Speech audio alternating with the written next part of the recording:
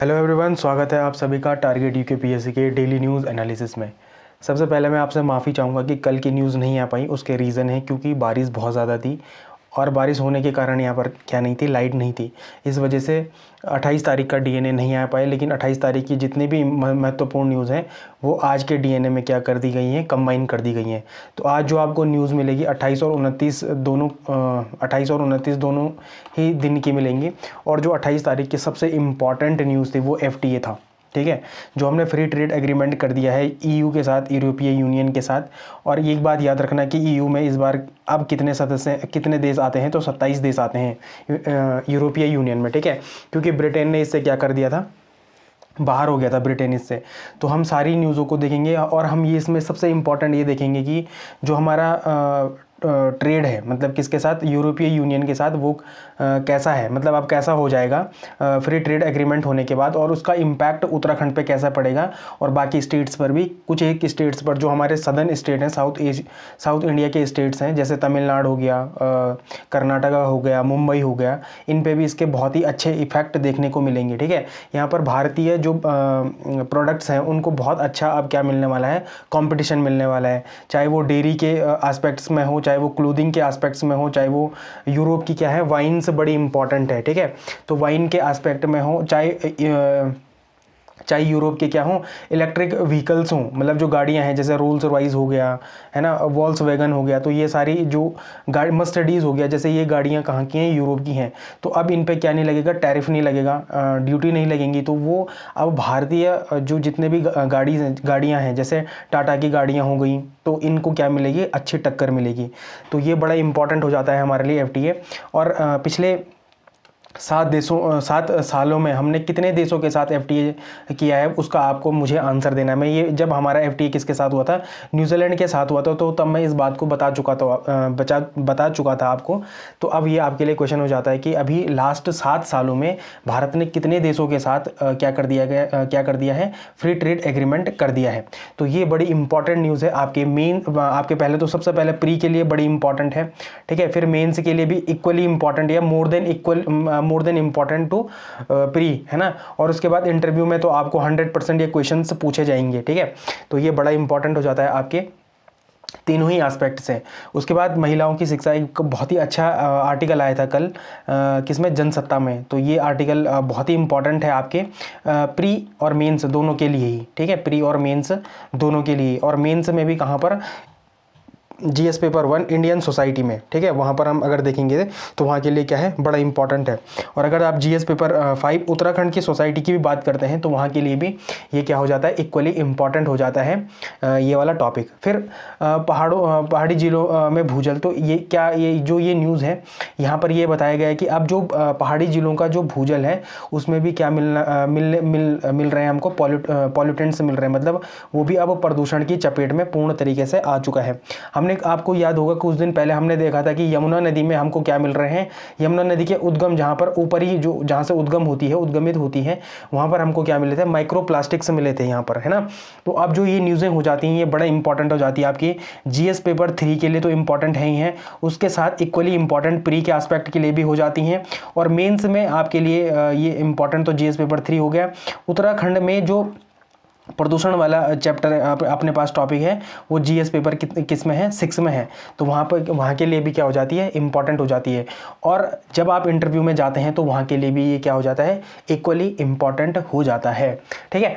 उसके बाद जो 6वीं न्यूज़ है हमारे पास, उत्तराखंड को आयुष हब, तो ये बड़ा इंपॉर्टेंट है। देखो प्री के एस्पेक्ट से तो ये सारी ही न्यूज़ें महत्वपूर्ण है, ये मेरे को बार बार रिमाइंड करवाने नहीं चाहिए आपको, लेकिन मैं रिमाइंड करवा रहा हूँ कि ये जितनी भी न्यूज़ें होती हैं ये प्री के एस्पेक्ट के लिए बड़ी इंपॉर्टेंट होती है। कुछ ना कुछ कीवर्ड्स या कुछ ना कुछ इसमें डेटा ऐसा होता है जो आपके प्री में सीधे सीधे आपको पूछा जा सकता है, ठीक है। लेकिन अगर आप इसको मेंस में अगर आप इसको कनेक्ट करने की कोशिश करो, तो जीएस पेपर 3 इंडियन इकोनॉमी के साथ भी आप इसको क्या कर सकते हैं, कनेक्ट कर सकते हैं। और अगर आप और चाहें तो जीएस पेपर 6 उत्तराखंड की इकोनॉमी के साथ भी इसको क्या कर सकते हैं, कनेक्ट कर सकते हैं, ठीक है। और जीएस पेपर 3 में भी साइंस एंड टेक के साथ भी आप इसको क्या कर सकते हैं, कनेक्ट कर सकते हैं।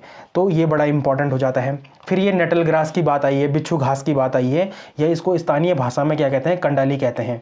बचपन में माता पिता खूब हमको क्या देते थे, इसकी इससे कुटाई पिटाई खूब करते थे। मेरी तो हो रखी है, मैं नहीं जानता आपकी हुई है या नहीं हुई है, पर मुझे कमेंट सेक्शन में बताना अगर किसी की हुई है तो, ठीक है। लेकिन ये बिच्छू घास भी बड़ा इंपॉर्टेंट है, ये आपके प्री के लिए बड़ा इंपॉर्टेंट है कि इसमें कौन सा एसिड पाया जाता है। ये क्वेश्चन एक बार आया था, CDS में आया था ये क्वेश्चन, ठीक है। और मुझे पूर्ण उम्मीद है कि कभी भी ये हमारे प्री के क्वेश्चन पेपर में कभी भी आ सकता है कि बिच्छू घास में हमको कौन सा एसिड मिलता है, ठीक है। मेंस में अगर आप इसको बात करेंगे तो इसको कॉमर्शलाइज करने की बात कही गई है हमारे इकोनॉमिक सेक्टर में। तो GS पेपर 3 से इंडियन इकोनॉमी से भी ये डायरेक्ट रिलेट करता है, और GS पेपर 6 उत्तराखंड की इकोनॉमी से भी क्या करता है, डायरेक्ट रिलेट करता है। तो ये इंपॉर्टेंट हो जाता है। फिर अब उत्तराखंड क्या लाने जा रहा है, तो भूजल शुल्क नीति लाने जा रहा है। इसके इम्पैक्ट्स देखेंगे हम, ठीक है। तो इसके जो कुछ डेटा है इसमें जो कि हमारे प्री के लिए इंपॉर्टेंट है। और मेंस में अगर हम बात करें तो GS पेपर 3 में इंडियन इकोनॉमी की भी अब बात करें तो वहाँ पर के लिए बड़ा इंपॉर्टेंट है कि क्या मतलब अगर हम भूजल का दुरुपयोग कर रहे हैं तो उससे हम उसका हम कैसे रुकावट कर सकते हैं। तो शुल्क लगा के भी हम उसको क्या कर सकते हैं, भूजल के दुरुपयोग को बचा सकते हैं। तो ये एक अच्छी न्यूज़ है, इसको भी हम देखेंगे, ठीक। फिर उत्तराखंड की हाइड्रोजन पॉलिसी, ये बड़ा इंपॉर्टेंट ये पहले तो प्री के लिए इंपॉर्टेंट है, प्री के साथ साथ ये इक्वली इंपॉर्टेंट है आपके मेंस के लिए, और उतना ही इक्वली आपके इंटरव्यू के लिए भी क्या है, ये इंपॉर्टेंट है, ठीक है।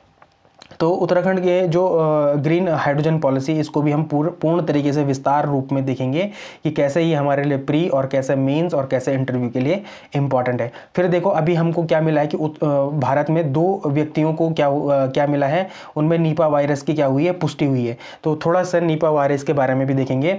और ये प्रीवियस ईयर क्वेश्चन पेपर भी है हमारे पास, PYQ में भी आ चुका था ये क्वेश्चन, और UPSC ने तो न जाने कितने बार अपने ये प्री के क्वेश्चन में पूछा है। तो आपको पता होना चाहिए कि निपा वायरस कैसा वायरस है, ठीक है। सबसे इंपॉर्टेंट है प्री के लिए। फिर मेंस के लिए GS paper 3 science and tech की जहां तक हम बात करते हैं तो वहां के लिए भी क्या है, इंपॉर्टेंट है। और फिर जो ये हमारा क्या है, राज्य निर्वाचन आयोग है। अगर हम आयोगों की बात करते हैं, कॉन्स्टिट्यूशनल हम कमीशन की बात करते हैं तो 11 कॉन्स्टिट्यूशनल कमीशन होते हैं, जिसमें से हम 10 पढ़ चुके हैं। और आज क्या है, लास्ट कॉन्स्टिट्यूशनल आयोग है हमारे पास, वो है राज्य निर्वाचन आयोग। और आपके यहाँ पर क्या हो चुके हैं, सारे ही कॉन्स्टिट्यूशनल आयोग या कमीशन आपके खत्म हो चुके हैं, ठीक है। तो ये इंपॉर्टेंट है। मैप इन न्यूज़ में देखेंगे हम ग्रेवयार्ड ऑफ एम्पायर। अब मुझे आप बताओ कि ग्रेवयार्ड ऑफ एम्पायर किस देश को बोला जाता है, ठीक है। तो ये आप मुझे बता सकते हैं। बाकी वन लाइनर न्यूज़ भी आज कुछ हैं, वो बड़ी इंपॉर्टेंट है आपके प्री के लिए, ठीक है। अगर आप उसको मेंस में कहीं पर कनेक्ट कर सकते हैं तो ये आपकी अपनी क्रेडिबिलिटी हो सकती है, ठीक। तो वो भी बड़ा इंपॉर्टेंट है। तो चलो अब लर्न के साथ साथ हम क्या करते हैं, अंडरस्टैंड भी करते हैं किनको, न्यूज़ को, कि हमारे लिए कैसे इंपॉर्टेंट है।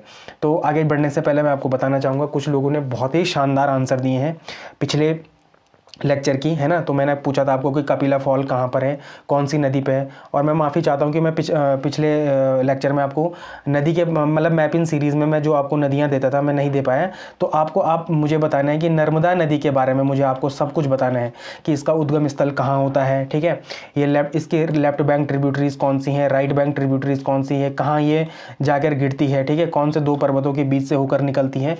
तो आपको मुझे सब कुछ बताना है किसके बारे में, नर्मदा रिवर के बारे में, ठीक है। तो ये बड़ा इंपॉर्टेंट है। फिर कुछ लोगों को, जैसे कुछ लोगों से मैंने बीच बीच में क्रॉस क्वेश्चनिंग करता रहता हूँ मैं कि राइट टू इक्वालिटी के बारे में बताओ। तो यहाँ पर गोल्डी प्रजापति जी ने बहुत ही अच्छा आंसर दिया है, ठीक है। फिर मैंने नाइटहुड उपाधि के बारे में भी पूछा, तो यहाँ पर कुछ लोगों ने उसका भी बहुत अच्छा आंसर दिया है। तो मैं आप सभी को बताना चाहूँगा कि ये लोग सारे लोग क्या हैं, बधाई के पात्र हैं कि ये इस इनिशिएट में क्या कर रहे हैं, बढ़ चढ़कर भाग ले रहे हैं, ठीक है। तो जो भी मैं बीच में क्वेश्चन पूछता हूँ ना, ये आपके प्री के लिए बड़ा इंपॉर्टेंट हो जाते हैं, और आपका ये परम कर्तव्य होता है कि आपको उसको क्या करना है, ढूंढना है, जानना है, समझना है, ठीक है। जो लोग भी प्री में क्या कर रहे हैं, लैग हो रहे हैं, जिन लोगों का भी प्री में सिलेक्शन नहीं हो पा रहा है, मैं आप लोगों से विनम्र गुजारिश करता हूं कि जो भी बीच में लेक्चर के बीच में मैं जो भी आपको बताता हूं ना, वो आपके लिए बड़ा इंपॉर्टेंट हो जाता है आपके प्री के लिए। और ये छोटे छोटे क्वेश्चंस हैं, अगर इनको आप सॉल्व करके नहीं आते तो सामने वाला आपसे ज़्यादा इसको क्या कर सकता है, आसानी से गेन करके आपसे आगे निकल सकता है। और यहाँ पर पूरा जो कॉम्पिटिशन में खेल होता है वो किसका होता है, कट ऑफ का कॉम्पिटिशन होता है, ठीक है। Cut off is more important than your knowledge, मतलब आपको क्या करना पड़ता है, हर पेपर में कट ऑफ का भी ध्यान रखना पड़ता है, ठीक है। तभी आपका क्या होता है, प्रीलिम्स पास होता है। तो ये बड़ा इंपॉर्टेंट है, ठीक है। आगे बढ़ने से पहले मैं आपको बताना चाहूँगा कि अगर आप मेरे से जुड़ना चाहते हैं प्रत्यक्ष तरीके से, है ना। जैसे मैं आज भी आपके लिए मेंस का क्वेश्चन लाया हूं और आप अगर मेंस का आंसर लिखते हैं और अगर आप चेक करवाना चाहते हैं मुझसे, तो आप क्या कर सकते हैं, टारगेट यूकेपीएससी के टेलीग्राम ग्रुप में जुड़ सकते हैं। यहाँ पर आपको एक यूज़र नेम मिलेगा, आप मुझे क्या कर सकते हैं, डायरेक्टली अपना आंसर चेक करवा सकते हैं, ठीक है। ये फ्री ऑफ कॉस्ट है, लोग इसके 20-20, 30-30 हज़ार रुपये लेते हैं। तो मैं आपको बताना चाहूँगा कि ये बड़ा इंपॉर्टेंट है आपके मेंस के लिए, ठीक है। जो भी व्यक्ति या जो भी एस्पिरेंट्स जिसको लगता है कि वो प्रीलिम्स आसानी से पास कर लेगा, जो मेंस में अटक रहा है, तो वो यहाँ पर मेरे से क्या कर सकता है, कांटेक्ट कर सकता है, ठीक है। तो अब आगे बढ़ते हैं। सबसे पहले आपके पास है वन लाइनर न्यूज़, ठीक। तो जो पहली वन लाइनर न्यूज़ है वो है कि आयुष एक्सेल और जेप्टो के बीच एमओयू साइन हो चुका है। इसके माध्यम से क्या होगा कि डिजिटल इंडिया के तहत प्रमाणित आयुष उत्पादों को डिजिटल प्लेटफॉर्म पर बढ़ावा दिया जाएगा। तो ये आपके लिए बड़ा इंपॉर्टेंट हो जाता है। पहली न्यूज़ है ये इंपॉर्टेंट है। फिर जो दूसरी न्यूज़ है कि जनवरी 2026 में एलोन मस्क 713.1 अरब डॉलर के संपत्ति के साथ दुनिया के सबसे अमीर व्यक्ति बन गए हैं। तो ये भी इंपॉर्टेंट है। ये हमारे वन लाइनर कभी कभी क्या हो जाते हैं, पेपर में प्रीलिम्स के पेपर में आ जाते हैं। फिर जो तीसरी न्यूज़ है ये बड़ी इंपॉर्टेंट है, ये आपके पेपर में आ सकती है, ठीक है। आप इसको स्टार मार्क करके रख लो कि अंतर्राष्ट्रीय डेटा गोपनीयता दिवस कब मनाते हैं, हम 28 जनवरी को मनाते हैं, ठीक है। जिसका उद्देश्य व्यक्तिगत डेटा की सुरक्षा और डिजिटल विश्वास को बढ़ाना है। जैसे जैसे डिजिटल युग बढ़ रहा है, ठीक है, जैसा जैसा हमारे पास ये डेटा शब्द बड़ा आम हो चुका है, वैसे वैसे अब ये दिवस बड़े इंपॉर्टेंट हो जाते हैं आपके लिए। अब आपके पास जैसे पृथ्वी दिवस, ओजोन दिवस, ये दिवस, वो दिवस, अब ये इनके आने के चांसेस कम हैं, रादर देन कि ऐसे दिवस जैसे ये वाला दिवस है 28 जनवरी को क्या मनाते हैं हम, अंतर्राष्ट्रीय डेटा गोपनीयता दिवस मनाते हैं।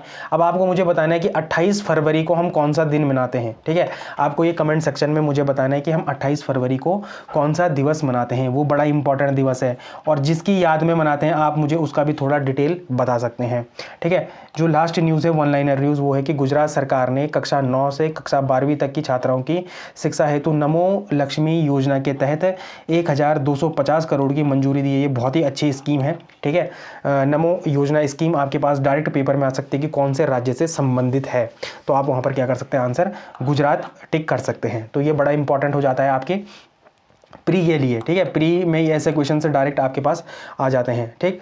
अब यस्टरडे प्रैक्टिस क्वेश्चंस की बात करते हैं तो सबसे पहला क्वेश्चन था कि उत्तराखंड की नई फिल्मी नीति के संदर्भ में राज्य में शूट की गई क्षेत्रीय भाषाओं की फिल्मों के लिए कितनी अधिकतम सब्सिडी राशि का प्रावधान है, तो वो 2 करोड़ है, ठीक है। ये तो राज्य की अपनी भाषाओं में, जैसे कौन सी भाषाएं, जैसे गढ़वाली है, कुमाऊनी है या जौनसारी भाषा है, ठीक है, जौनसारी भाषा है, उनके लिए क्या है, 2 करोड़ की सब्सिडी है। लेकिन अगर कोई जैसे हिंदी भाषी या जो नेशनल जो बॉलीवुड की है उनके लिए कितनी है, तो उनके लिए 3 करोड़ है। पर जो हमारी क्षेत्रीय भाषा की जो फिल्में हैं उसके लिए क्या है, 2 करोड़ की है। परसों मैंने आपसे क्वेश्चन पूछा था कि गढ़वाली की पहली फिल्म, कुमाऊनी की पहली फिल्म आपको बतानी है, तो कुछ लोगों ने उसका बहुत ही शानदार आंसर दिया है। मैं उन लोगों को बधाई देता हूं कि आप लोग इस इनिशिएट को क्या कर रहे हैं, लगातार कर रहे हैं। इससे आपको क्या होगा, लगातार प्रीलिम्स में आप दूसरों से बढ़त पा सकेंगे, ठीक है। तो ये इंपॉर्टेंट है आपके लिए, ठीक। जो दूसरा क्वेश्चन है ये बड़ा इंपॉर्टेंट है, उत्तराखंड की विभूतियों के को मिलने वाले पद्म पुरस्कार।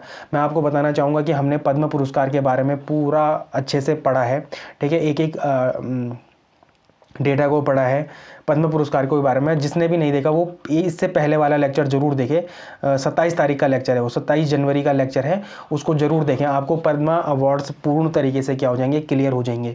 तो ये वहीं से क्वेश्चन आया है। तो ये बड़ा इंपॉर्टेंट हो जाता है कि पूर्व मुख्यमंत्री भगत सिंह कोश्यारी को सार्वजनिक मामलों के क्षेत्र में पद्म विभूषण से सम्मानित किया गया। ऐसा कुछ भी नहीं था, पद्म विभूषण से कोई भी उत्तराखंड का व्यक्ति क्या नहीं हुआ है, सम्मानित नहीं हुआ है। 2 लोगों को पद्मश्री मिला है। आप मुझे इसका आंसर कमेंट सेक्शन में देख देंगे कि 2 लोगों को किनको पद्मश्री मिला है, उनका संबंध किस क्षेत्र से है। क्षेत्र भी इंपॉर्टेंट है, तो आप मुझे बता सकते हैं कि उनका संबंध किस क्षेत्र से है। दूसरा है कि पद्म भूषण अवार्ड मिला था इनको, भगत सिंह कोश्यारी जी को, ठीक है। फिर हथकरघा को पहचान दिलाने हेतु खेमराज सुंदरियाल का संबंध पौड़ी गढ़वाल के सुमाड़ी गांव से था, तो ये भी बिल्कुल सही है। तीसरा ऑप्शन है कि डॉक्टर कैलाश चंद्र पंत जिन्हें साहित्य और शिक्षा के क्षेत्र में पद्मश्री मिला है, वे बागेश्वर जिले से के निवासी हैं। तो चलो इसका आंसर तो यहीं पर मिल गया। तो इसका आंसर क्या है, 2 और 3, ए ऑप्शन क्या है इसका सही ऑप्शन है, ठीक है। फिर अगला जो क्वेश्चन है, तीसरा क्वेश्चन है कि प्रसिद्ध पत्रकार और लेखक मार्क टली, इनके बारे में हमने पूर्ण रूप से देखा था। ये बड़ा इंपॉर्टेंट है आपके प्री के लिए, ठीक है। ये आपके क्वेश्चन पेपर में आ सकता है। के संदर्भ में निम्नलिखित व्यक्तियों के मतलब के बारे में विचार करें। उनका जन्म भारत के कलकत्ता शहर में हुआ था, तो ये बिल्कुल सही है। उन्हें 2005 में भारत सरकार द्वारा पद्म विभूषण से सम्मानित किया गया, ये बिल्कुल गलत है। 2005 में उनको क्या मिला था? पद्म भूषण मिला था, न कि विभूषण मिला था। क्या मिला था? पद्म भूषण अवार्ड मिला था। और इनको 2002 में क्या मिला था? नाइटहुड की उपाधि मिली थी, ठीक है, नाइट की उपाधि मिली थी, तो ये इंपॉर्टेंट था, ठीक। फिर उसके बाद है कि इन्होंने क्या करा था? 3 पुस्तकों को लिखा था। आपको मुझे बताना है कि बाकी की 2 पुस्तक कौन थी, उनका नाम क्या था, ठीक है। तो इनकी एक पुस्तक थी no full stop in India के लिए प्रसिद्ध। तो इसका आंसर क्या है? 1 और 3 इसका क्या है? सही आंसर है। तो इसका डी क्या है? सही आंसर है, ठीक है। तो ये इंपॉर्टेंट कुछ क्या थे आपके पास क्वेश्चन थे, बड़े इंपॉर्टेंट थे आपके प्री के लिए। अब सबसे पहले देखते हैं उत्तराखंड न्यूज़ में। तो सबसे पहले हम बात करते हैं एफटीए की, क्योंकि ये बड़ी इंपॉर्टेंट न्यूज़ है आपके प्री, मेंस और इंटरव्यू तीनों के लिए ही ये बहुत ही महत्वपूर्ण है। तो आपको इस न्यूज़ को बड़े ही गहराई से और आराम से पढ़ना है, ठीक है। यहाँ से आपके पास 100% मैं बोल रहा हूँ क्वेश्चन आने की उम्मीद है। प्री में तो 100% है, साथ में मेन्स में भी 200% आने की चांसेस हैं, ठीक है। और इंटरव्यू में भी आपको क्रॉस क्वेश्चनिंग में ये क्वेश्चन पूछा जा सकता है। जब क्या होती है, जब हम समसामयिकी पे आपको इंटरव्यू में क्वेश्चन पूछे जाते हैं, तो वहाँ के लिए क्या हो जाता है? बड़ा इंपॉर्टेंट हो जाता है, ठीक। अब आप यहाँ पर ना जीएस पेपर 5 में भी देखना, उत्तराखंड की समसामयिकी पर भी एक क्वेश्चन आता है मेंस का। तो वहाँ पर भी आपको पूछा जा सकता है कि उत्तराखंड और भारत और यूरोपीय यूनियन का उत्तराखंड पर कैसा इम्पैक्ट, भारत और यूरोपीय यूनियन में जो एफटीए साइन हुआ है उसमें उत्तराखंड पर उसका कैसा असर पड़ेगा। तो वहाँ पर भी ये क्वेश्चन आ सकता है आपके पास। तो समझौते की बात ही क्या है? तो ऐतिहासिक समझौता क्या है? भारत और यूरोपीय संघ, उसमें कितने देश हैं? 27 देश हैं के बीच वार्ता पूरी हो गई है और इस समझौते पर मोहर लग गई है। अभी थोड़ा वहाँ पर क्या होगा, अभी इस पर मतलब अभी तो ये वार्ता तो हो चुकी है, मोहर भी लग चुकी है, लेकिन अभी ये एक बार और रेक्टिफाई होगा वहाँ की संसद में, कहाँ की? यूरोपीय यूनियन में, ठीक है। तो ये इंपॉर्टेंट है। फिर यहाँ पर जीरो ड्यूटी एक्सेस भी है। समझौता लागू होते ही पहले दिन से ही भारत के 90% से 93% सामानों को यूरोपीय संघ में जीरो ड्यूटी, मतलब जीरो फ्री ड्यूटी, शून्य शुल्क पर प्रवेश मिलेगा, ठीक है। मुख्य क्षेत्र, प्रमुख क्षेत्र क्या है? जैसे परिधान हो गया, टेक्सटाइल हो गया, रसायन हो गया, जूते चप्पल हो गया, और रत्न और आभूषण, ज्वेलरीज हो गया, फर्नीचर हो गया, और खेल के सामानों पर क्या मिलेगा? ड्यूटी फ्री क्या मिलेगा? एक्सेस मिलेगा। किसको? भारतीय सामान को। अब आपको मैं इसमें ना एक इंटरलिंक वाली बात बताता हूँ। देखो, हमसे ज़्यादा ना जो टेक्सटाइल इंडस्ट्री है वो है बांग्लादेश में, ठीक है। बांग्लादेश यहाँ पर क्या था? बहुत ही आगे था, ठीक है, क्योंकि बांग्लादेश और यूरोपीय यूनियन का पहले ही एफटीए हुआ था। तो यहाँ पर अब जब भारत के साथ यहाँ पर क्या हो चुका है? एफटीए में साइन हो चुका है, तो इसका इनडायरेक्ट इम्पैक्ट बांग्लादेश पे भी देखने को मिलेगा, ठीक है। तो ये आपके पेपर के लिए बड़ा इंपॉर्टेंट है। आप इस बात को समझो कि आपको इंटरलिंक लगातार करते हुए चलना है, ठीक। तो जो टेक्सटाइल में पहले ही क्या था? बांग्लादेश के साथ यूरोपीय यूनियन का क्या था? एफटीए साइन था। और अब यहाँ पर भारत के साथ भी एफटीए साइन होने के बाद इसको इनडायरेक्ट तौर पर बांग्लादेश को इससे क्या होगा? नुकसान होगा। तो ये इंपॉर्टेंट है, ठीक है। फिर जो एक ये है कि यह भारत के श्रम प्रधान, मतलब लेबर इंटेंसिव क्षेत्र के लिए भी एक बहुत बड़ी जीत है। क्या होगा कि यहाँ से जितने भी आईटी सेक्टर के जितने भी रोजगार परक हैं वो क्या जा सकेंगे? अब यूरोप जा सकेंगे, और अब उनको वो क्या भेज सकेंगे? रेमिटेंस भेज सकेंगे भारत में, ठीक है, रेमिटेंस भेज सकेंगे। तो ये इंपॉर्टेंट है आपके लिए, ठीक।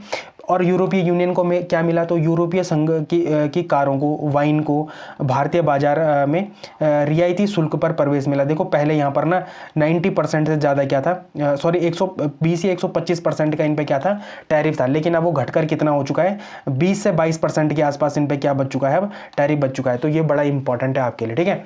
वाहन और इस्पात को छोड़कर बाकी 6% से अधिक वस्तुओं पर शुल्क में क्या होगी? कटौती होगी। तो ये बड़ा इंपॉर्टेंट हो जाता है आपके लिए, ठीक है। सेवा क्षेत्र की बात करें तो भारत को यूरोपीय संघ के 144 उप क्षेत्रों में, जैसे आईटीज और आईटीज में क्या मिलेगा? व्यावसायिक सेवाएं या शिक्षा तक पहुंच मिली है, ठीक है। ये इंपॉर्टेंट है।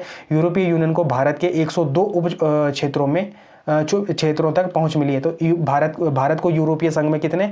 144 उप क्षेत्रों में पेनिट्रेट करने का मौका मिला है, और यूरोपीय यूनियन को भारत में 102 उप क्षेत्रों में क्या मिला है? पेनिट्रेट करने का मौका मिला है। तो ये बड़ा इंपॉर्टेंट है दोनों देशों को। अब मैं यूरोपीय यूनियन, बार बार देश मेरे मुंह से निकलेगा, लेकिन वो देश नहीं है, क्या है?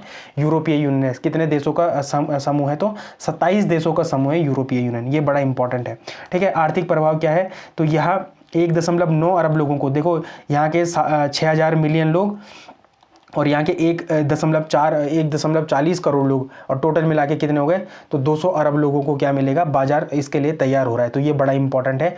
इसमें वैश्विक जीडीपी का कितने हिस्सेदारी है, 25%। देखो इस बात को आप स्टार मार्क लगा कर रख लो कि आपको ये क्वेश्चन पूछा जा सकता है, क्योंकि अब जब भी आप PYQ देखना, भी 2025 के PYQ देखना, मैं लाना भूल गया क्योंकि समय की थोड़ी कटौती मेरे पास भी होती है, मतलब समय इतना नहीं होता, लेकिन वहाँ पर क्वेश्चन आया था जैसे सार्क का ग्लोबली जीडीपी में कितना परसेंट है, ठीक है, आसियान का जीडीपी में कितना परसेंट है, ये जो स्टेटमेंट वाले क्वेश्चन आते हैं ना, इसमें ये डेटा लिखा हुआ था प्रीवियस ईयर क्वेश्चन पेपर में, ठीक है। तो मैं आपको बोलूंगा कि इस बात को आप नोट करके लिख लो कि जब भी अब क्या आएगा कि यूरोपीय यूनियन और भारत के फ्री ट्रेड एग्रीमेंट पे जैसे ये न्यूज़ है, तो यहाँ पर सीधे सीधे आपको पूछा जा सकेगा कि इसका ग्लोबल जीडीपी 25% है। तो आपको ये याद रखना है कि इसका जो अपना यूरोपीय यूनियन और भारत का जीडीपी, ग्लोबल जीडीपी कितना है, 25% है, ठीक है। अंतर्राष्ट्रीय व्यापार में इनका हिस्सा 33% है। इन दोनों डेटा को आप स्टार मार्क लगाकर कहीं पर रख लो इसको, ये आपके क्वेश्चन पेपर में आ सकते हैं। प्रीलिम्स के क्वेश्चन पेपर की खास मैं बात कर रहा हूं, क्योंकि वहां पर स्टेटमेंट बेस्ड क्वेश्चन आएंगे, तो वो ऐसे क्वेश्चनों को क्या करेंगे, फ्रेम करने की, ऐसे स्टेटमेंट को फ्रेम करने की क्वेश्चन कोशिश करेंगे। तो ये आपके लिए क्या है, बड़ा इंपॉर्टेंट है। फिर रक्षा क्षेत्र की अगर हम बात करें तो व्यापार के साथ साथ एक रक्षा समझौता भी हुआ है, जो इंडो पैसिफिक में सहयोग, आतंकवाद विरोधी गतिविधि और साइबर सुरक्षा पर केंद्र है। तो ये बड़ा इंपॉर्टेंट हो जाता है, ठीक है। आपको मैंने परसों बताया था कि पोलैंड में एस जयशंकर ने एक बात बोली है कि do not fuel our neighbours, ठीक है, उनको फ्यूल मत करो। किस रिस्पेक्ट में बोला था, आतंकवाद के रिस्पेक्ट में बोला था पोलैंड को, ठीक है। और वहां पर क्या बोला था, पाकिस्तान को क्या बोला था, टेररिस्ट तान भी बोला था उन्होंने। तो ये जो वोकेबलरी है, मैं बार बार रिपीट कर रहा हूँ, इनको कहीं पर नोट करके आप रख सकते हैं, ठीक है। तो जब पोलैंड को बोला था, तो पोलैंड भी किसका पार्ट है, यूरोपीय यूनियन का पार्ट है, ठीक है। तो आपको पता हो जाना, अब आपको ये इंटरलिंक करना आना चाहिए कि अब जो इंडो पैसिफिक में भारत क्या कर रहा है, रक्षा समझौता कर रहा है, तो वहां पर आतंकवाद विरोधी गतिविधि और साइबर सुरक्षा पर भी वो क्या है, केंद्रित है। तो ये इंपॉर्टेंट हो जाता है। फिर आप इसको जीएस पेपर 2 इंटरनेशनल रिलेशनशिप और जीएस पेपर 3 इकोनॉमिक से भी आप क्या कर सकते हैं, रिलेट कर सकते हैं। जैसे निर्यात को बढ़ावा मिलेगा, जैसे मैं बता भी चुका हूं आपको, बांग्लादेश और वियतनाम जैसे देशों को ईयू में पहले से ही शुल्क मुक्त, मतलब ड्यूटी फ्री पहुंच हासिल थी, जिससे भारतीय कपड़ा उद्योग पिछड़ रहा था। कहां पर, यूरोप में पिछड़ रहा था। इस एफटीए से, फ्री ट्रेड एग्रीमेंट से भारतीय निर्यातकों को लेवल प्लेइंग फील्ड और समान अवसर मिलेंगे। तो यहां पर क्या हो सकता है कि हम बांग्लादेश के टेक्सटाइल इंडस्ट्री को ओवरलैप करके, मतलब उनसे ऊपर निकल के हम क्या कर सकते हैं, वहाँ पर बढ़त हासिल कर सकते हैं। तो ये इंपॉर्टेंट है। फिर रणनीतिक महत्व भी है। यह समझौता चीन पर निर्भरता कम करने और सप्लाई चेन डाइवर्सिफिकेशन का हिस्सा है। तो ये भी एक क्या है, इंपॉर्टेंट है। फिर रक्षा समझौता भारत और यूरोपीय यूनियन संबंधों को केवल व्यापार से आगे ले जाकर रणनीतिक साझेदारी में बदल रहा है। तो ये भी इंपॉर्टेंट है। फिर सेवा क्षेत्र का भी विस्तार है, जैसे सर्विसेज का पावर हाउस हो गया। यूरोपीय यूनियन के बाजार में IT और प्रोफेशनल की पहुँच बढ़ने से क्या होगा, भारत को रेमिटेंस भी मिलेगा और रोजगार बढ़ने मतलब रोजगार में भी क्या होगा, बढ़त मिलेगी। तो ये दोनों ही चीज़ें क्या होंगी, बढ़ेंगी भारत की, ठीक है। तो ये इंपॉर्टेंट है। लेकिन कुछ चुनौतियों की बात करें तो जैसे यूरोपीय संघ के जो उत्पाद है, जैसे वाइन हो गया, डेयरी हो गया, ये क्या करेंगे कि घरेलू बाजार, जो हमारा भारतीय घरेलू बाजार है, उसमें क्या बढ़ाएंगे, हमारे लिए कॉम्पिटिशन बढ़ाएंगे, ठीक है, जिससे स्थानीय उत्पादों पर दबाव पड़ सकता है। तो देखो यहाँ पर एक इंपॉर्टेंट चीज़ ये है कि जो भारतीय घरेलू उत्पाद है ना, यहाँ पर जो मिल्क ओरिएंटेड प्रोडक्ट्स हैं, उसकी क्या है, भरमार है, मतलब भारतीय घरेलू बाजार में, ठीक है। तो यहाँ पर क्या होता है कि यहाँ का जो भारत का क्या है, जो उद्योग ज़्यादा है वो कृषि आधारित उद्योग है, मतलब कृषि से बेस ज़्यादा हमारे यहाँ पर क्या है, गतिविधियाँ चलती हैं। तो इससे क्या मिलेगा, यहाँ पर यूरोपीय यूनियन क्या कर देगा, बहुत अच्छी कंपटीशन दे देगा इस वाले क्षेत्र में। तो यहाँ पर थोड़ा सा एक ये सबसे बड़ी चुनौती देखी जा रही है इस समझौते से। तो ये इंपॉर्टेंट है। फिर कुछ प्रारंभिक परीक्षा से रिलेटेड आपके पास क्वेश्चन आ सकते हैं कि जैसे यूरोपीय यूनियन में कितने देश हैं, तो 27 देश हैं, ठीक है, इसमें UK नहीं है, ठीक। इसमें एक बहुत इंपॉर्टेंट चीज़ है कि भारत का 22वां FTA है अभी तक। भारत ने जब से, मतलब भारत ने अभी तक कितने देशों के साथ FTA ज्वाइन कर लिया है, तो 22 देशों के साथ क्या कर दिया है, फ्री ट्रेड एग्रीमेंट कर दिया है। इससे पहले जैसे UAE हो गया, EFTA, देखो EFTA क्या है, EFTA 4 देशों का क्या है, समूह है, जैसे स्विट्ज़रलैंड हो गया, नॉर्वे हो गया, आइसलैंड हो गया और लिंक्टेनस्टीन। देखो ये एक देश है। अब आपको मुझे बताने कि कहाँ पर है, ये किन 2 देशों से घिरा हुआ है। देखो मैं एक एग्जाम वो दे देता हूँ आपको, हिंट। ऑस्ट्रिया एक देश है, ठीक है, ऑस्ट्रिया एक देश है, ठीक है, और दूसरा देश कौन है, तो आपको मुझे बताना है कि ये किन 2 देशों के बीच में है, तो ये इंपॉर्टेंट है, ठीक है। तो ऐसा है। फिर GDPR और डेटा क्या है, तो यह सेवा क्षेत्र के समझौते में डेटा एडिक्वेसी का एक महत्वपूर्ण मुद्दा रखता है, तो ये इंपॉर्टेंट है। फिर थोड़ा इसमें जो उत्तराखंड पे असर पड़ेगा उसको देख लेते हैं, उस पर कैसा असर पड़ेगा। तो जो फार्मास्यूटिकल एवं रसायन की बात करें तो यहाँ पर सबसे बड़ा फायदा होगा उत्तराखंड को, क्या कि मौजूदा स्थिति क्या है, तो जैसे उत्तराखंड है, विशेषकर जैसे हरिद्वार हो गया, सेलाकुई हो गया, पंतनगर हो गया, भारत का एक प्रमुख फार्मा हब है ना। तो यहाँ दवा बनाने के लिए कई बड़ी कंपनियाँ, तो यहाँ पर क्या हो जाएगा, एक इंपॉर्टेंट फैक्टर हो जाएगा ये उत्तराखंड के लिए, ठीक है। फिर FTA का क्या असर पड़ेगा, तो जैसे रसायन है उस पर क्या है, जीरो ड्यूटी लगेगा, तो ये इंपॉर्टेंट है। फिर भारत को इससे क्या उत्तराखंड को इससे क्या लाभ होगा, तो अभी तक भारतीय दवाओं और रसायनों को यूरोप भेजने पर टैक्स लगता था और कड़े नियम भी थे। तो टैक्स हटाने से उत्तराखंड में बनी जेनेरिक जो दवाएं हैं या जो API है, एक्टिव फार्मास्यूटिकल्स इंग्रेडिएंट हैं, वो यूरोप में सस्ती बिकेंगी और इससे क्या होगा, राज्य में निर्यात या राज्य का क्या बढ़ेगा, एक्सपोर्ट बढ़ेगा, तो ये इंपॉर्टेंट है, ठीक है। फिर कृषि और खाद्य प्रसंस्करण की बात करें तो जैसे मौजूदा स्थिति क्या है, तो उत्तराखंड जैविक खेती जैसे मिलेट्स हो गया, जैसे मिलेट में क्या आता है, झंगोरा हो गया या मंडवा हो गया, और औषधि पौधों पर जोर दे रहा है। तो इससे FTA पर क्या असर पड़ेगा कि यूरोपीय लोग स्वास्थ्य के लिए बहुत जागरूक हैं, है ना, हमें पता है कि वो लोग बहुत ज़्यादा जागरूक हैं और वो क्या करते हैं, ऑर्गेनिक उत्पादों की तरफ बढ़ेंगे, तो वहाँ पर भी इनकी क्या बढ़ेगी, मांग बढ़ेगी, किनकी, मिलेट्स की, ठीक है। और यहाँ पर उत्तराखंड में बहुत अच्छा क्या होता है, मिलेट्स का उत्पाद होता है, तो ये इंपॉर्टेंट है, ठीक है। उत्तराखंड को इससे लाभ क्या होगा कि मोटा अनाज जो भी हमारा मिलेट्स है, यूरोप में ग्लूटेन फ्री खाने का ट्रेंड है और उत्तराखंड का मंडवा और झंगोरा यूरोप के बाजार में प्रीमियम दाम पर बिक सकता है, तो ये इंपॉर्टेंट है। शहद और जड़ी बूटी, हिमालय शहद और औषधीय उत्पादों के निर्यात के रास्ते भी खुलेंगे। इसमें एक चुनौती है, इसमें चुनौती क्या है कि जो यूरोपीय यूनियन है ना, उसमें जो SPS मानक हैं या सैनिटरी एंड साइटोसैनिटरी मेजर्स हैं जो वो बहुत क्या हैं, सख्त हैं। तो भारत या जो उत्तराखंड के किसान हैं वो अपनी क्वालिटी और पैकेजिंग में क्या नहीं कर सकते, कमी नहीं कर सकते। मतलब सिंपल सी बात ये है कि उनको अपनी क्या बना के रखनी पड़ेगी, क्वालिटी और पैकेजिंग दोनों ही क्या करनी पड़ेंगी, सशक्त और मजबूत करनी पड़ेंगी, ठीक है। तो ये इंपॉर्टेंट है, ठीक है। फिर ऑटोमोबाइल और ऑटो कंपोनेंट्स की अगर बात करें तो मौजूदा स्थिति क्या है, जैसे उधम सिंह नगर का पंतनगर में क्या है, टाटा का है, बजाज का है, अशोक लीलैंड जैसी कंपनियों के प्लांट हैं।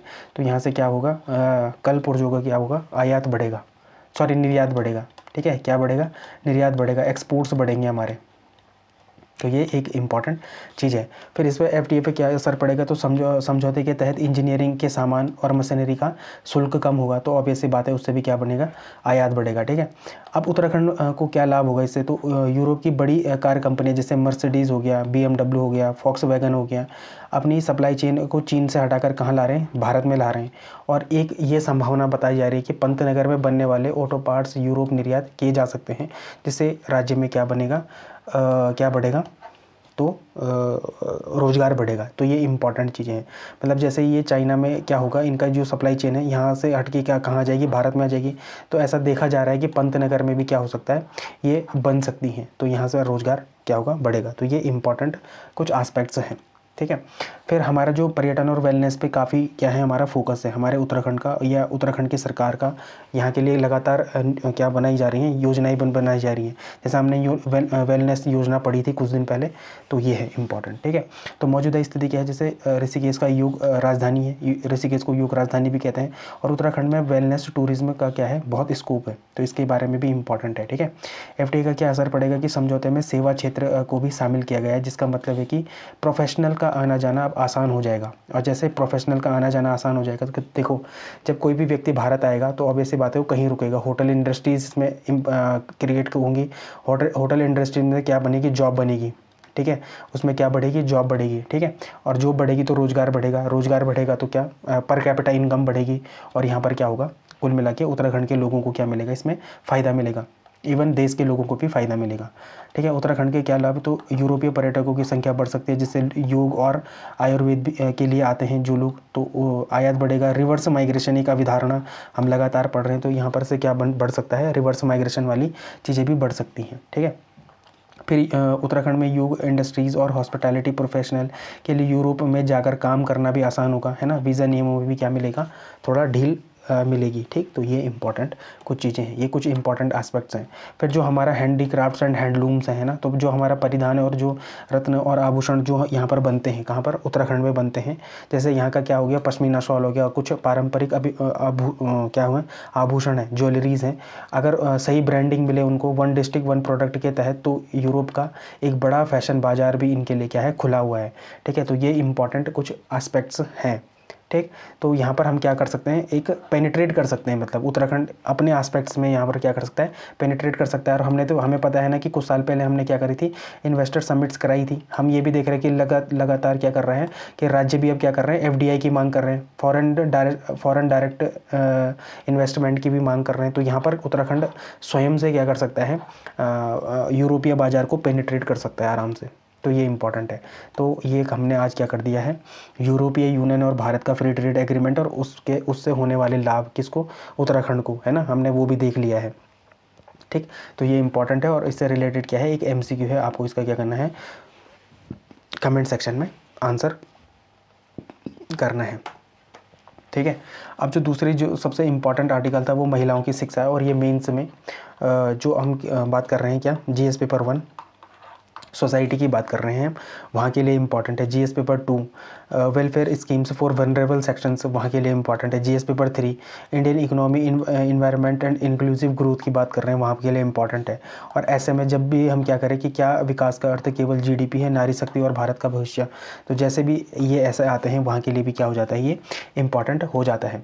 अब देखो यहाँ पर क्या है कि शिक्षा बनाम रोजगार का विरोधाभास। देखो कुछ फैक्ट्स यहाँ पर क्या होंगे, वो प्री ओरिएंटेड भी होंगे। ठीक है, आपको ऐसा नहीं सोचना कि ये केवल मेंस का टॉपिक है, यहाँ पर प्री नहीं आएगा, लेकिन यहाँ पर प्री रिलेटेड क्या होंगे, डेटा होंगे, वो मैं आपको बताता चलूँगा जो भी इम्पॉर्टेंट है। ठीक है, तो इसमें क्या मुद्दा है कि हाल के वर्षों में महिलाओं की शिक्षा में उल्लेखनीय वृद्धि हुई है। जैसे स्कूलों कॉलेज में क्या बना है, जो इनरोलमेंट है हमारा क्या हुआ है, वो इंक्रीज़ हुआ है। लेकिन जब रोज़गार की बात आती है तो इसकी उपस्थिति क्या हो जाती है, उनकी कम हो जाती है। तो ये इंपॉर्टेंट है। अगर हम अपने इस एग्ज़ाम पॉइंट ऑफ व्यू की दृष्टि से देखें तो जेंडर प्रायोरिटी इंडेक्स है ना, शिक्षा में समानता सुधारने के बावजूद वर्क फोर्स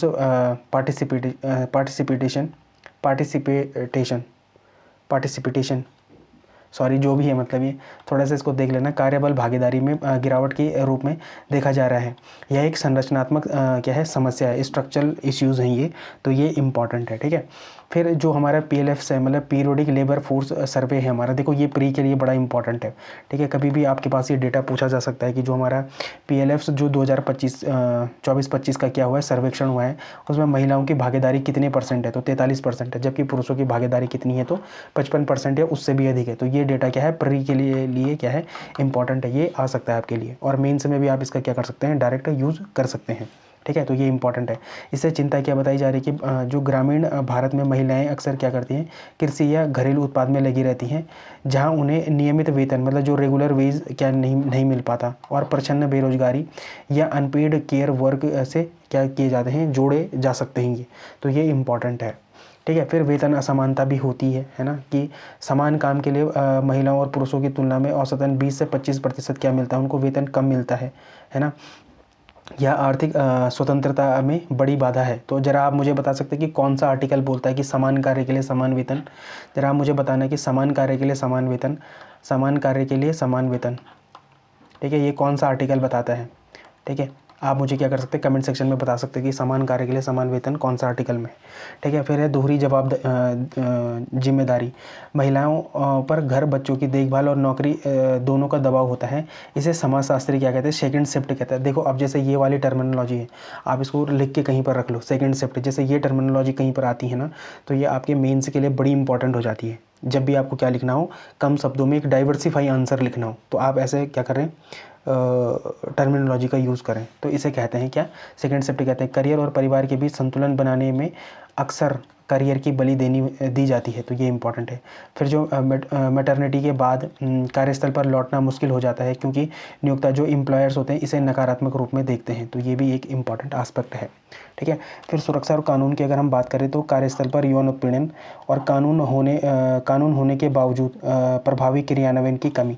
अच्छा, आप ज़रा मुझे बताना, विशाखा जो गाइडलाइंस है, ठीक है, विशाखा गाइडलाइंस है, जो विशाखा गाइडलाइंस है उसके बारे में ज़रा मुझे कमेंट सेक्शन में बताना कि विशाखा गाइडलाइंस क्या थी। जिन लोगों को नहीं पता वो ज़रूर गूगल करें और इसके बारे में पढ़ें, ये आपके प्री के लिए बड़ा इंपॉर्टेंट है। ठीक है, ये कभी भी क्वेश्चन आ सकता है। और अब जो हमारे पेपर का नेचर है ना, वो डाइवर्सिफाई नेचर है, तो कभी भी आपके पेपर में आ सकता है कि विशाखा गाइडलाइंस के बारे में थोड़ा सा बताऊं। ठीक, तो ये इंपॉर्टेंट है। फिर जो हमारा इनफॉर्मल सेक्टर है, भारत में काम करने वाली अधिकांश महिलाएं कहाँ पर काम करती है? अनौपचारिक क्षेत्र में काम करती है, जहाँ कोई सामाजिक सुरक्षा या सोशल सिक्योरिटी नहीं है। तो ये क्या है, एक बड़ा इंपॉर्टेंट एस्पेक्ट है। फिर आर्थिक प्रभाव की बात करें तो जो वर्ल्ड बैंक के अनुसार यदि महिलाएं पुरुषों के बराबर काम करें तो भारत की जीडीपी कितनी से कितने बढ़ जाएगी? तो 20 से 30% की उसमें क्या हो सकती है, वृद्धि हो सकती है। तो ये क्या है, इंपॉर्टेंट चीज़ है। कुछ इसमें कीवर्ड्स भी हैं जो आपके लिए क्या है, मेंस के एस्पेक्ट से बड़ी इंपॉर्टेंट है। ठीक है, और प्री में कैसे शब्दावली पे जब भी क्वेश्चन बनते हैं तो यहाँ से बन सकते हैं, जैसे पेट्रियार्कल माइंडसेट है ना, पितरात्मक सत्ता है ना।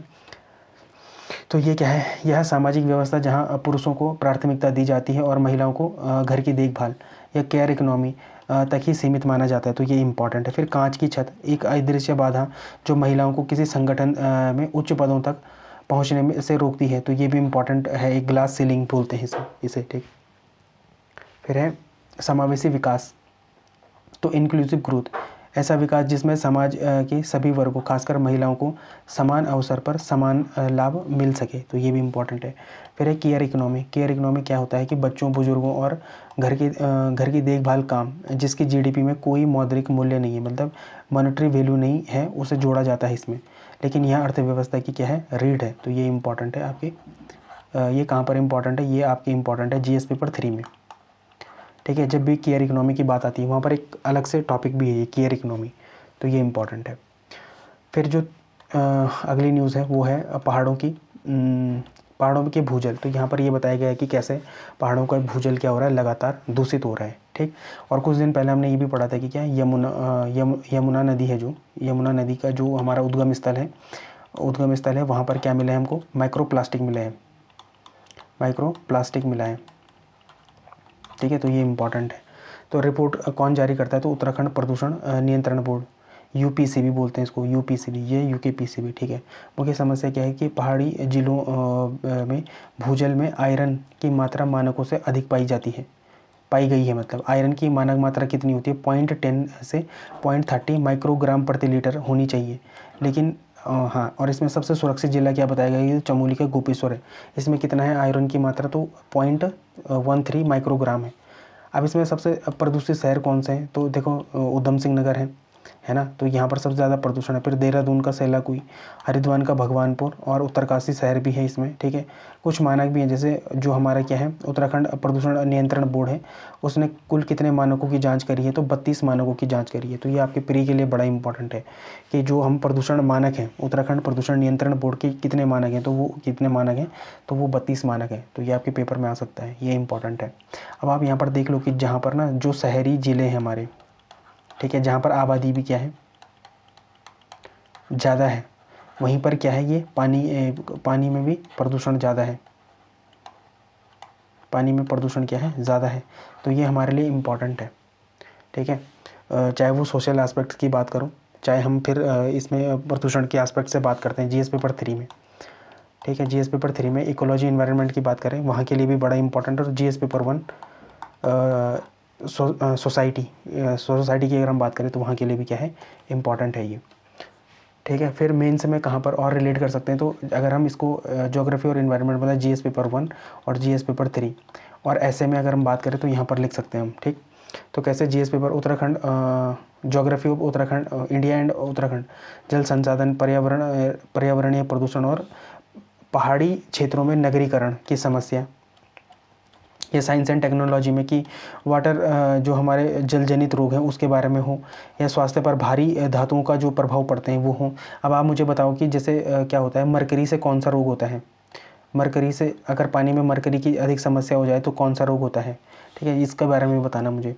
ठीक है, तो कुछ इंपॉर्टेंट इसमें पैटर्न देखे गए हैं। कैसे पैटर्न है, जैसे भूजल प्रदूषण केवल मैदानी इलाकों की समस्या नहीं है, बल्कि किसकी भी अब हो चुकी है, पहाड़ी जिलों की भी हो चुकी है। तो पहले तो ये क्या था, मैदानी समस्याएं ज़्यादा थी, मतलब भूजल की जो समस्याएं होती थी वो मैदानी जिलों में ज़्यादा होती थी, लेकिन अब लगातार क्या हो रहा है, यहाँ पर पहाड़ों में भी हो रहा है। तो ये हमारे पेपर के लिए बड़ा इंपॉर्टेंट है। कारण और निवारण क्या है, तो रिपोर्ट में सॉलिड वेस्ट मतलब ठोस अपशिष्ट को प्रमुख कारण माना गया है। अब वैज्ञानिक डंपिंग से लीचिंग होती है, जो हानिकारक तत्व जमीन के नीचे पानी में मिल जाते हैं। इसका निवारण क्या है, तो पहाड़ों में सीवेज ट्रीटमेंट प्लांट और सॉलिड वेस्ट मैनेजमेंट को प्राथमिकता देनी चाहिए। तो ये एक इम्पॉर्टेंट तरीका है इसका, किसका, निवारण का। ठीक, फिर स्वास्थ्य पर क्या प्रभाव पड़ते हैं, तो उत्तराखंड में स्वास्थ्य चुनौतियों पर जब भी क्वेश्चन आए तो आप इसका क्या कर सकते हैं, इस रिपोर्ट के बारे में बता सकते हैं।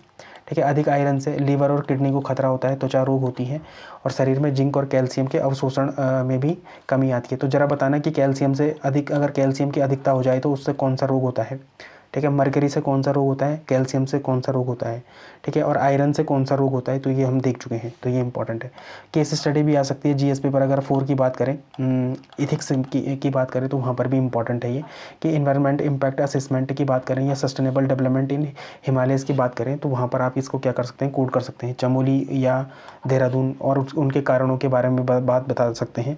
क्षेत्रों की गुणवत्ता पे भी बात बता सकते हैं कि कैसे लगातार ये क्या हो रहे हैं, ये चीज़ें फेल हो रही हैं हमारे सामने। तो ये इंपॉर्टेंट है। ये आपके लिए क्या है, एमसीक्यू है, आपको इसका क्या करना है, कमेंट सेक्शन में आंसर देना है। और ये अच्छा ठीक है, मुझे लगा यहाँ पर कोई मेंस का क्वेश्चन भी होगा, पर इसमें क्या नहीं है, मेंस का क्वेश्चन नहीं है। फिर उत्तराखंड को आयुष हब बनाने की बात करी गई है। प्रीलिम्स के लिए कहाँ पर इंपॉर्टेंट है, तो उत्तराखंड में आयुर्वेदिक दवाइयों की बिक्री के लिए अब लाइसेंस अनिवार्य करने का प्रस्ताव रखा गया है। तो ये बड़ा इंपॉर्टेंट है। ठीक, और इसकी कौन सी संस्था तो कर रही है इसको, तो इसका प्रस्ताव किसने रखा है, भारतीय चिकित्सा परिषद द्वारा ये शासन को भेजा गया है। तो इंपॉर्टेंट है। आर्थिक डेटा क्या है, तो उत्तराखंड में आयुर्वेद का कारोबार 14 से 15 हज़ार करोड़ रुपए से अधिक है। ठीक है, मैन्युफैक्चरिंग यूनिट्स क्या हैं, तो राज्य में करीब 250 आयुर्वेद दवा निर्माण इकाइयाँ हैं, और फार्मासिस्टों की संख्या कितनी है, तो 4000 यहाँ पर क्या है, फार्मासिस्ट हैं जो पंजीकृत हैं। तो ये इंपॉर्टेंट है। तो आप यहाँ पर कहाँ पर इसको रिलेट कर सकते हैं, जीएस पेपर 6 में उत्तराखंड इकोनॉमी में पर्यटन और वेलनेस की बात करें, तो वहाँ पर इसको आप क्या कर सकते हैं, कोड कर सकते हैं। तो यहाँ पर है कि उत्तराखंड में आयुष हब 15,000 करोड़ का कारोबार है, और सरकार इसे रेगुलेट या विनियमित करके इसकी गुणवत्ता सुधार रही है। तो ये इंपॉर्टेंट है। फिर इन्वेस्टर समिट, तो 2 साल पहले जो मैं इन्वेस्टर समिट की आपको बात ही कर रहा था वही है ये। 2 साल पहले इन्वेस्टर समिट में 12,000 करोड़ के प्रस्ताव आए थे। यह दिखाता है कि इन सेक्टर में निवेश के लिए कितना हॉटस्पॉट है ये सेक्टर। तो ये भी क्या है, इंपॉर्टेंट है। अब इसको आप कहाँ पर से जोड़ सकते हैं, जीएस पेपर 1 से जोड़ सकते हैं, सोशल इशू और एम्प्लॉयमेंट से भी जोड़ सकते हैं। तो रोजगार सृजन, दवाएं दुकानों पर फार्मासिस्ट की तैनाती अनिवार्य करने के से लगभग 4000 प्रशिक्षित बेरोजगारों को सीधा रोजगार मिल सकता है। यह नीतिगत बदलाव से रोजगार पैदा करने का एक बेहतरीन क्या है, उदाहरण है। तो आप इसको भी क्या कर सकते हैं, कोड कर सकते हैं। ये आपके पेपर के लिए बड़ा इंपॉर्टेंट है। फिर आप यहाँ पर GS paper 2 governance and health care में भी इसको क्या करते हैं, सीधे जोड़ सकते हैं कि दवाइयों की बिक्रियों को लाइसेंस के दायरे में लाना पब्लिक हेल्थ सेफ्टी की दिशा में एक कदम है, ताकि गलत हाथों से दवा न बेची जाए। तो ये भी इंपॉर्टेंट है। अब आपको कफ सिरप, आपको पता होगा ना कफ सिरप के बारे में, आपको पता होगा, इस पर लगातार विवाद चल रहा है। तो वहाँ पर यही है कि पब्लिक हेल्थ सेफ्टी से खिलवाड़ की बात है यहाँ पर कफ सिरप से। ठीक है, तो सरकार क्या कर रही है, लगातार लाइसेंसिंग के माध्यम से ये बताना चाह रही है कि हम क्या हैं, हम पब्लिक हेल्थ सेफ्टी के प्रति सजग हैं। ठीक है, तो ये इंपॉर्टेंट है। अब जो अगली न्यूज़ है वो है नेटल ग्रास या बिच्छू घास। देखो, नेटल ग्रास या बिच्छू घास में कौन सा एसिड पाया जाता है, ये तो मुझे आप क्या करेंगे, कमेंट सेक्शन में बताएंगे। और एक बार ये सीडीएस का एग्जाम दे रहा था मैं, उसमें आया था ये क्वेश्चन सीधे तरीके से कि नेटल ग्रास में कौन सा एसिड होता है। तो ये भी आप मुझे क्या करेंगे, कमेंट सेक्शन में बताएंगे। कुछ योजनाओं का नाम है, जैसे क्या है, उत्तराखंड सरकार ने किन प्राकृतिक रेसों को राष्ट्रीय तकनीकी वस्त्र मिशन में शामिल करने का प्रस्ताव किया है। तो किसको किया है, बिच्छू घास और औषधीय भांग को किया है। जो इंडस्ट्रियल हेम्प है ना, उससे क्या कर रहे हैं हम, राष्ट्रीय तकनीकी वस्त्र मिशन में उसको क्या कर रहे हैं, शामिल कर रहे हैं। तो ये इंपॉर्टेंट है। प्रथम प्रस्ताव क्या है, तो उत्तराखंड ऐसा प्रस्ताव भेजने वाला या इन रेशों पर प्रथम प्रस्तावक का लाभ लेना चाहता है, क्योंकि अभी तक ऐसा किसी ने भी नहीं करा है। तो ये इंपॉर्टेंट है। इसकी मांग क्या है, तो राज्य में केंद्र से मिनी टेक्सटाइल पार्क और NIFT मतलब national institute of fashion technology के एक्सटेंशन सेंटर की मांग की गई है। तो ये इंपॉर्टेंट है। जीएस पेपर कहाँ पर आप इसको रिलेट करेंगे, तो जीएस पेपर 6 उत्तराखंड स्पेसिफिक या उत्तराखंड इकोनॉमिक्स से भी आप इसको क्या कर सकते हैं, जोड़ सकते हैं। और जीएस पेपर 3 इकोनॉमी और इन्वायरमेंट से भी आप इसको सीधे तरीके से क्या कर सकते हैं, जोड़ सकते हैं। तो जैसे हिल इकोनॉमी की बात करें, तो पहाड़ों से पलायन को रोकना या स्थानीय संसाधनों के उपयोग कैसे बिच्छू घास या भांग का रेशा स्थानीय रोजगार पैदा कर सकता है, तो यहाँ पे ये इम्पॉर्टेंट है। ठीक है, महिला सशक्तिकरण, तो स्वयं सहायता समूह के माध्यम से जो हमारे ग्रामीण महिलाओं को बुनाई से जोड़ना या जोड़ा जाएगा, तो ये भी इम्पॉर्टेंट है। ठीक है, फिर सतत विकास है ना, सस्टेनेबल डेवलपमेंट की बात करें तो यह क्या है, इको फ्रेंडली कपड़ा का एक क्या है एग्जाम्पल है। तो ये तीनों ही पॉइंट क्या है, बड़े इंपॉर्टेंट है आपके पेपर के लिए।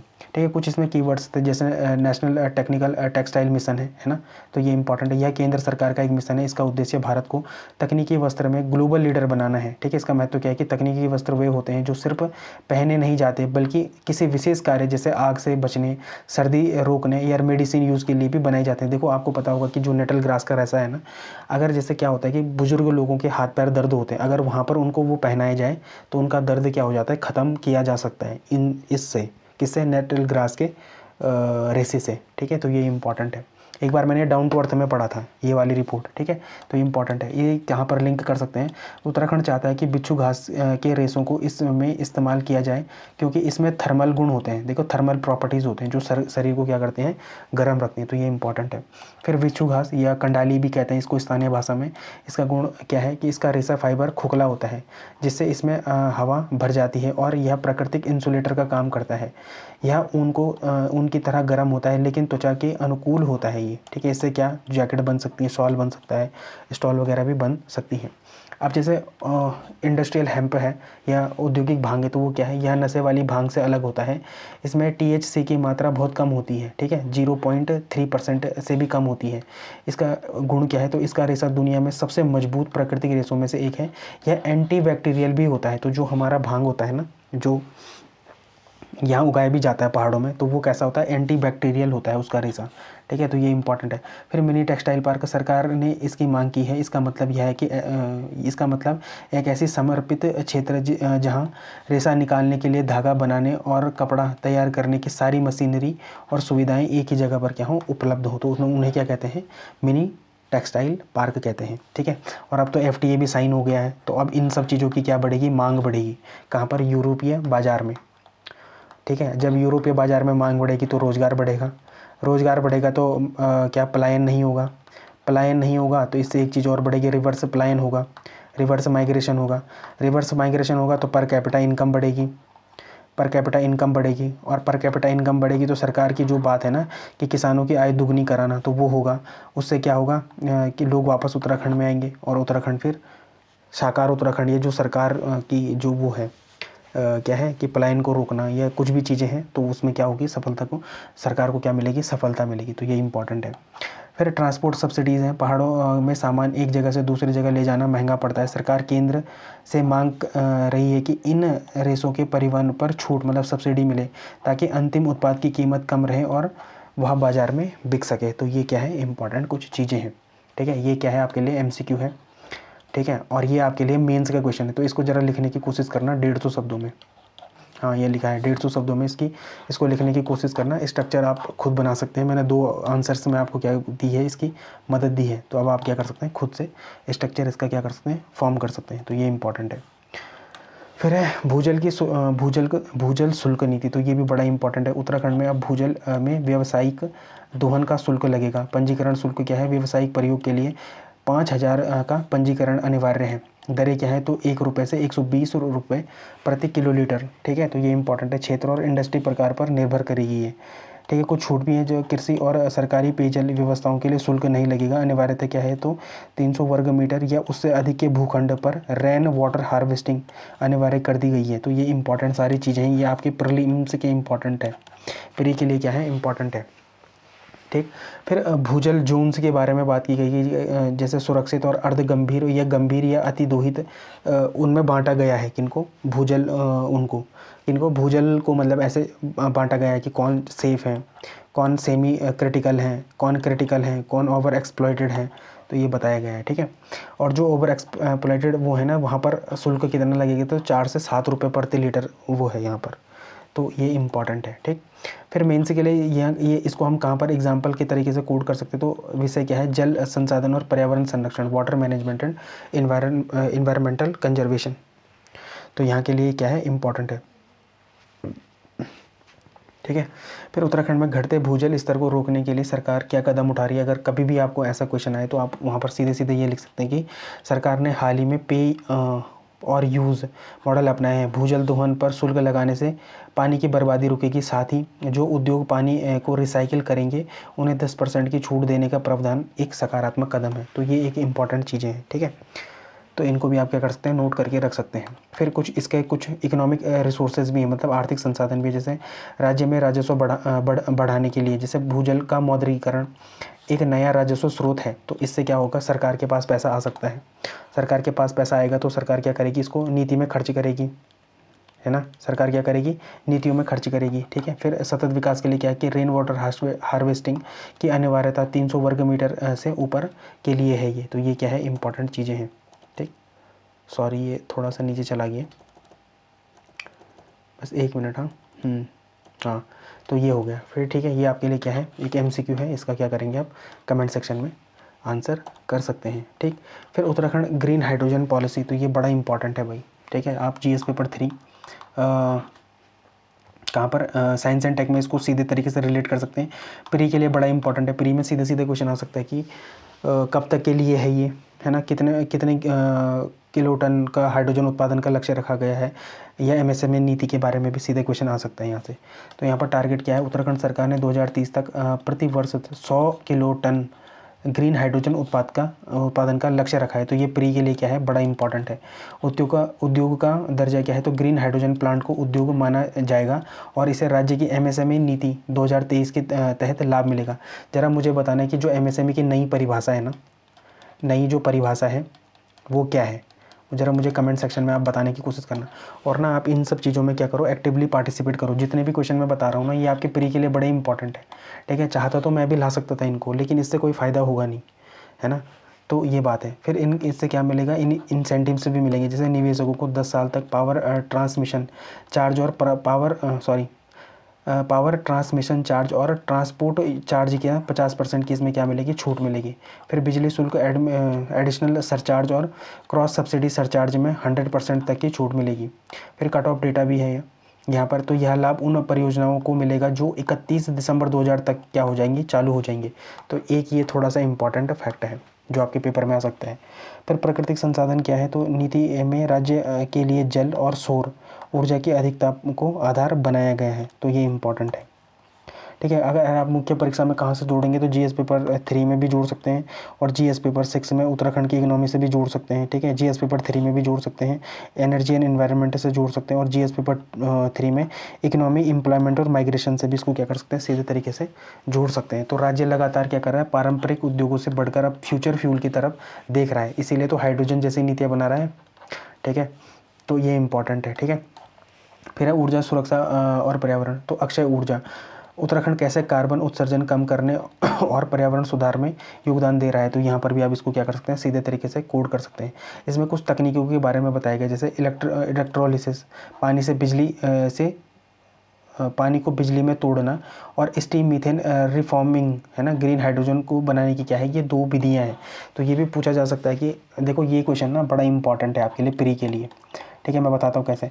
अगर पूछा जाए आपको कि निम्न में से कौन सी ग्रीन हाइड्रोजन बनाने की एक विधि है, तो कौन कौन से, इलेक्ट्रोलिसिस भी है और क्या है, स्टीम मीथेन रिफॉर्मिंग। तो ये 2 तकनीकें हैं, इसको आप कहीं पर लिख लो, इलेक्ट्रोलिसिस और स्टीम मीथेन रिफॉर्मिंग, ठीक है। तो ये दोनों ही तकनीक क्या हैं, एक ग्रीन हाइड्रोजन बनाने की विधि है, ठीक है। तो ये आपके लिए बड़ा इंपॉर्टेंट है, ये मोस्ट इंपॉर्टेंट क्वेश्चन है आपके लिए, कहाँ के लिए, प्री के लिए। तो इसको आप कहीं पे नोट डाउन करके रख लो। फिर रोजगार और पलायन, तो रोजगार और पलायन को रोकने में भी बड़ा इंपॉर्टेंट होगा ये, कि ये MSME का जैसे इसको दर्जा मिलेगा तो क्या हो जाएगा ये, कि ये अब सामान्य जो कुटीर उद्योग हैं वो भी इसको क्या कर पाएंगे, मैनेज कर पाएंगे। तो ये इंपॉर्टेंट चीज़ें हैं। इसमें चुनौतियाँ भी बड़ी हैं, यहाँ पर भले ही चुनौतियाँ नहीं दी गई थी इस उसमें एडिटोरियल में, लेकिन चुनौतियाँ बड़ी हैं, क्योंकि हाइड्रोजन क्या है, बहुत ही ज़्यादा ज्वलनशील एक वो है, फ्यूल है। तो ये इंपॉर्टेंट है। तो ये क्या है, MCQ है आपके लिए, इसका आप क्या कर सकते हैं, कमेंट सेक्शन में आंसर दे सकते हैं, ठीक है।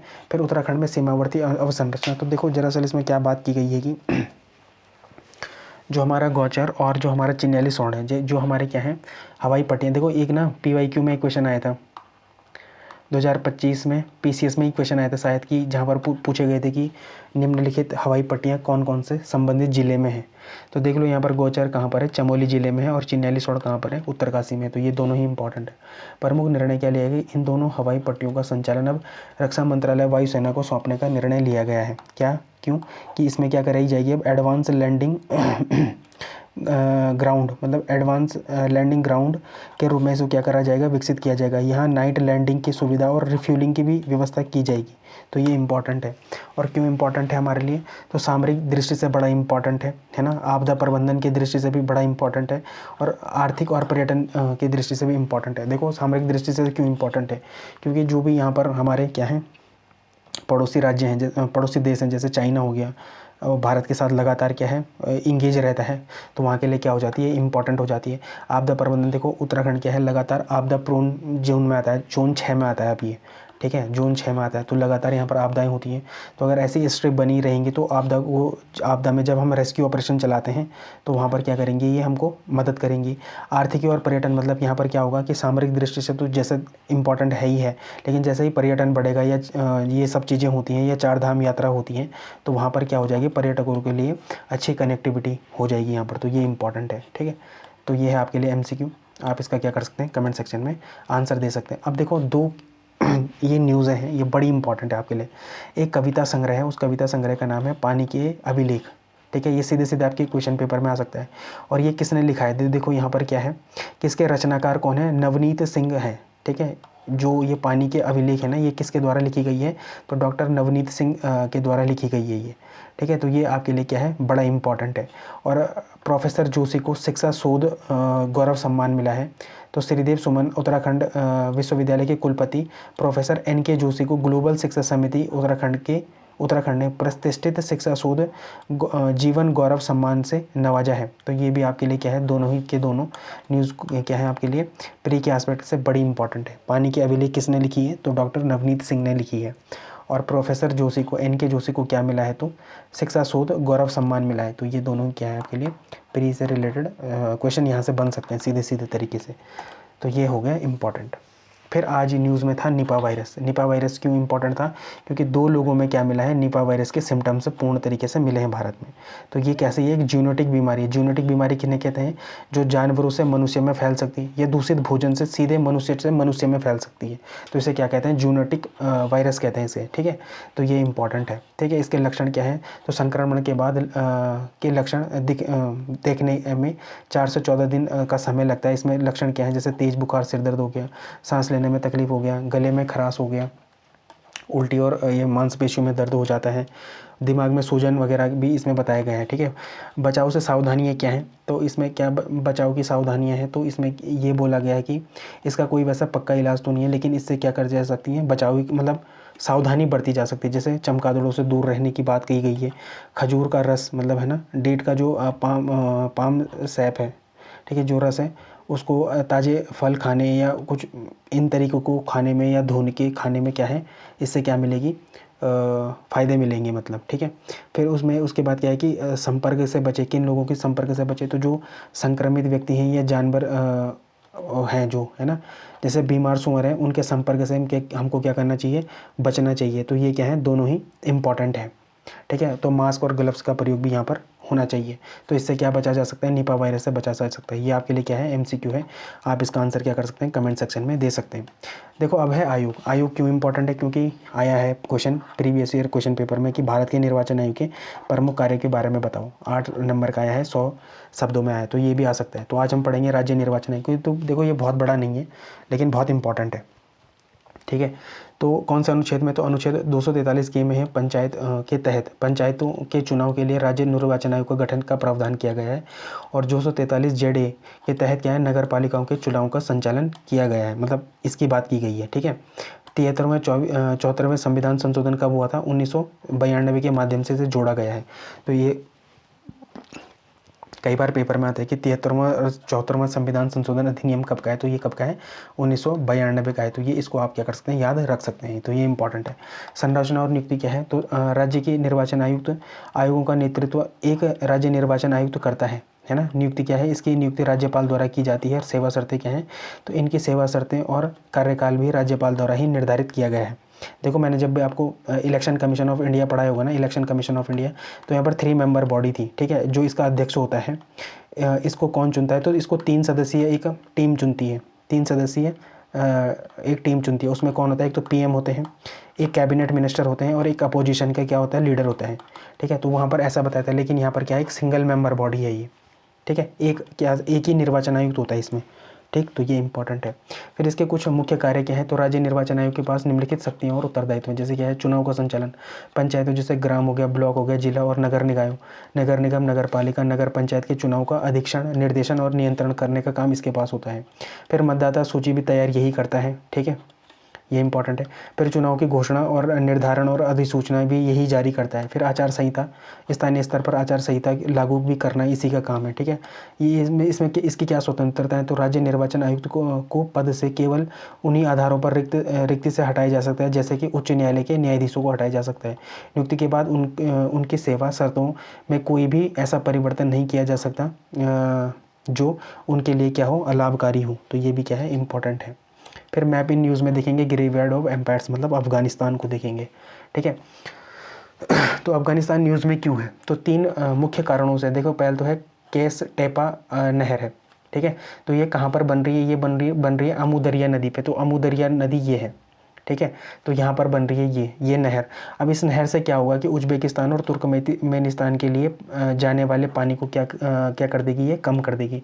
इसलिए ये क्या है, न्यूज़ में है। तो एक तो ये बड़ी इंपॉर्टेंट क्या है, न्यूज़ है। दूसरा है वखान कॉरिडोर की बात करी गई है, ठीक है। तो अफगानिस्तान अपने सुदूर उत्तर पूर्वी में स्थित वखान कॉरिडोर में चीन की सीमा तक एक सड़क बना रहा है, ठीक है। तो ये इंपॉर्टेंट है।